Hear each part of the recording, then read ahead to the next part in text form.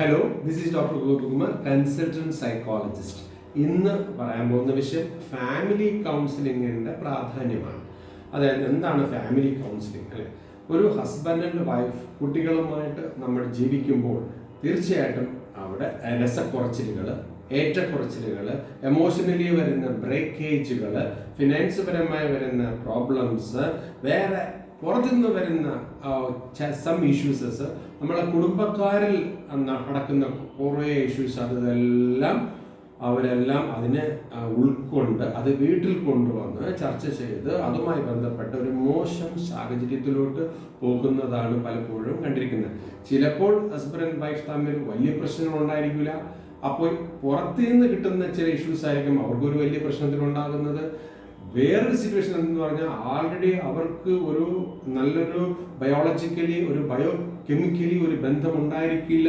അങ്ങനെയും ഒരു ഇഷ്യൂസിലോട്ട് വരാം. ഇങ്ങനെ വേരിയസ് കാരണങ്ങളാണ് ഒരു ബ്രേക്കേജ് അല്ലെങ്കിൽ ഒരു ബുദ്ധിമുട്ട്, അവിടെ ഒരു ഫാമിലിയിൽ ഒരു കോൺഫ്ലിക്റ്റുകൾ വരാനുള്ള ചാൻസസ് അവിടെ നടക്കുന്നത് എന്നുള്ളതാണ്. അപ്പോൾ നമുക്കത് എങ്ങനെ അതിനെ സോഫ്റ്റായിട്ട് അതിനെ ഒന്ന് കറക്റ്റ് ചെയ്ത് മുന്നോട്ട് കൊണ്ടുപോകാം എന്നുള്ളതിനെ കുറിച്ചാണ്. അതായത് പണ്ടൊക്കെ നമ്മൾ പഠിക്കുന്ന കാലത്ത്, നിങ്ങൾ തന്നെ പഠിക്കുന്ന കാലത്ത് ഒരു ഹസ്ബൻഡ് ആൻഡ് വൈഫ് റിലേഷൻഷിപ്പ് എന്ന് പറയുന്നത് ഇറ്റ്സ് എൻ അഡ്ജസ്റ്റ്മെന്റ് റിലേഷൻഷിപ്പ് എന്നാണ് വച്ചിരിക്കുന്നത്. എന്താണ് ഈ അഡ്ജസ്റ്റ്മെന്റ്? അതായത് ഇപ്പോൾ അത് മാറ്റമുണ്ട്, അതാണ് ഞാൻ പറയാൻ ഉദ്ദേശിക്കുന്നത്. അഡ്ജസ്റ്റ്മെന്റ് എന്ന് പറയുന്ന സംഭവം ആൾവേസ് പെയിൻഫുൾ ആണ് അല്ലെ? നമ്മളിപ്പോൾ വേറൊരു സിറ്റുവേഷൻ അല്ലെങ്കിൽ വേറൊരു ആള് അല്ലെങ്കിൽ അവരുടെ ക്യാരക്ടറെ നമ്മൾ അഡ്ജസ്റ്റ് ചെയ്യുമ്പോൾ എപ്പോഴും നമുക്കത് മനസ്സിനൊരു വേദന ഉണ്ടായിരിക്കാം. അതിനെ നമ്മൾ എങ്ങനെ കരുതിയാലോ, ബാലൻസ് ചെയ്ത് പോകാമെന്ന് കരുതിയാലോ. എന്താണ് ഈ ബാലൻസിങ്? അതായത് ഒരു എക്സാമ്പിൾ ഞാൻ പറയാം. ഇപ്പം നമ്മളൊരു വണ്ടിയിൽ യാത്ര ചെയ്യുന്നു. അവിടെ ഒരു 3 പേർക്ക് ഇരിക്കാൻ പറ്റുന്ന സീറ്റാണ് അതിൽ വച്ചിട്ടുള്ളത്. 3 പേർക്ക് ഇരിക്കാൻ പറ്റുള്ളൂ.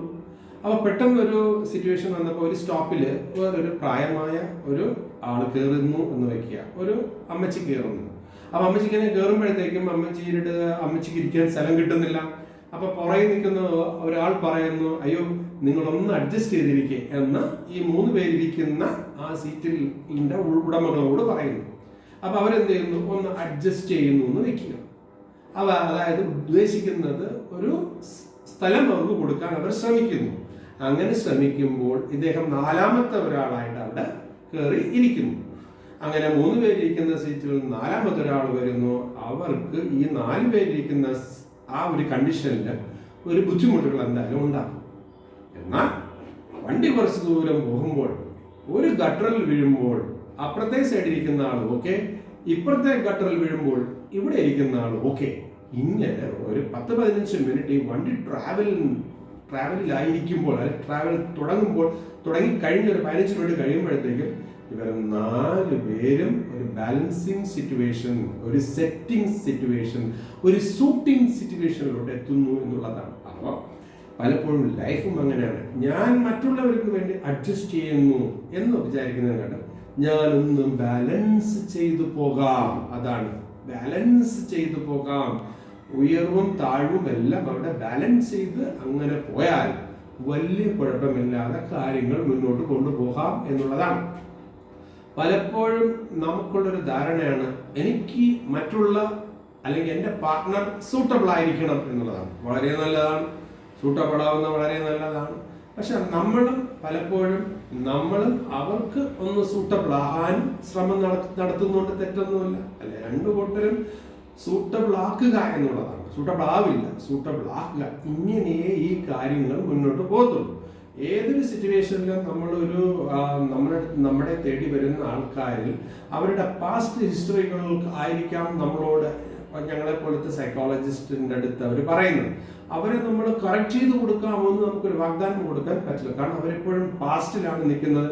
അവിടെ നമുക്കറിയാതെ ഒരുപാട് എമോഷണൽ ബ്രേക്കേജുകൾ അവിടെ സംഭവിച്ചു കഴിഞ്ഞു. പറഞ്ഞും തീരാത്ത കാര്യങ്ങളായിരിക്കാം അവർക്ക്. അപ്പോൾ ആ പാസ്റ്റിന്റെ പുറകെ നമ്മൾ കൂടുതൽ ഇനി പോകാതെ നിലവിൽ നമുക്ക് പ്രസന്റ്ലി നമുക്ക് എന്ത് ചെയ്യാൻ പറ്റും, അല്ലെങ്കിൽ അടുത്ത നിയർ ബൈ ഫ്യൂച്ചറുകളിൽ എന്ത് ചെയ്യാൻ, ഒരുപാട് ലോങ് ഫ്യൂച്ചർ നമ്മളൊന്നും കാണേണ്ട കാര്യം അവിടെ ഇല്ല. പ്രസന്റ്ലി എങ്ങനെ രണ്ടു കൂട്ടരും ഒന്ന് ബാലൻസ് ചെയ്ത് ഈ കൊച്ചുകൊണ്ട് മനസ്സിൽ ബാലൻസ് ചെയ്ത് പോകാൻ പറ്റുമോ എന്നുള്ള ഒരു ശ്രമം നമ്മൾ നടത്തുവാണെങ്കിൽ തീർച്ചയായിട്ടും വലിയ കുഴപ്പമില്ലാതെ കാര്യങ്ങൾ മുന്നോട്ട് പോകാം. അതായത് ലൈഫിൽ ഒരു ട്രയൽ നമ്മൾ 1, 2, 3 പ്രാവശ്യമൊക്കെ നമ്മൾ ഒരു ട്രയലുകൾ ഇങ്ങനെയുള്ള സിറ്റുവേഷൻ, അതായത് നമുക്ക് വേറൊരാളെ നമുക്ക് ഒരു പാർട്ണർഷിപ്പിൽ മുന്നോട്ട് പോകുമ്പോൾ അതിൻ്റെ ഒരു അവിടെ ഏറ്റക്കുറച്ചുകൾ ഉണ്ടാകുമ്പോൾ 2, 3, 4, 5 നിങ്ങളാൽ പറ്റുന്ന പോലെ നിങ്ങൾ ട്രയൽ എടുക്കുന്നുണ്ട്, തെറ്റില്ല.